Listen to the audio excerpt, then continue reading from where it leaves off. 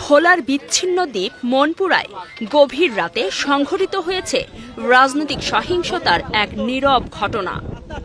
উপজেলার ৪ নং দক্ষিণ সাকুচিয়া ইউনিয়নের জনতাঘাট এলাকায় বাংলাদেশ জাতীয়তাবাদী দল বিএনপির পার্টি অফিসের সামনে স্থাপিত সাইনবোর্ড খুলে নিয়ে পাশের একটি পুকুরে ফেলে দিয়েছে দুর্বৃত্তরা। ঘটনাটি ঘটেছে বুধবার গভীর রাতে। বৃহস্পতিবার সকালে স্থানীয় নেতাকর্মীরা এ ঘটনা দেখতে পান। স্থানীয় বিএনপি নেতাকর্মীরা অভিযোগ করে বলেন, এটি কোনো বিচ্ছিন্ন ঘটনা নয়, বরং পরিকল্পিতভাবে রাজনৈতিক কর্মকাণ্ডে ভীতি সৃষ্টি এবং দলীয় পরিচয় মুছে দেওয়ার অপচেষ্টা।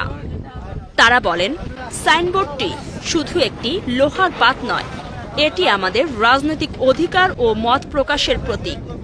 রাতের আধারে সেটি উপড়ে ফেলা মানে গণতন্ত্রকে পুকুরে ছুঁড়ে ফেলা।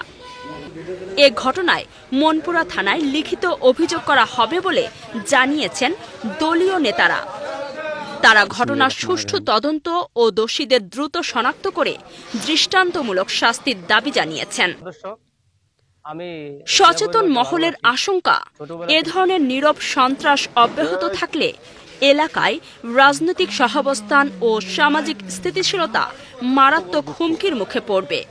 তারা অবিলম্বে প্রশাসনের কার্যকর হস্তক্ষেপ ও নিরপেক্ষ তদন্তের আহ্বান জানিয়েছেন। কাজী সাইমা, চ্যানেল ভোলা।